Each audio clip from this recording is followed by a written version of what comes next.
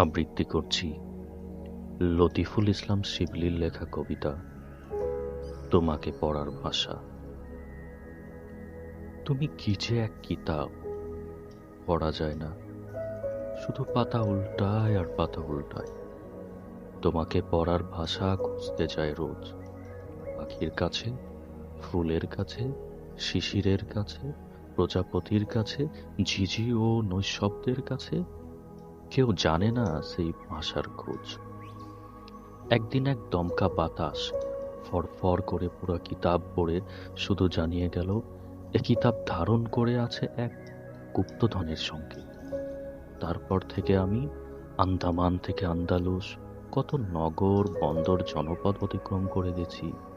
পালতোলা জাহাজের মাস্তলে পা ঝুলিয়ে আলবাট্রসের সাথে গল্পে গল্পে শিখে ফেলেছি তারও ভাষা। তোমাকে পড়ার নেশায় কখনো হাতে নিয়েছি তীক্ষ্ণ ছুরি, কখনো গোলাপ। কেউ বলেছে লোভী ট্রেজার হান্টার, কেউ বলেছে পাগল প্রেমিক। এ নেশায় এমনই বেহাল।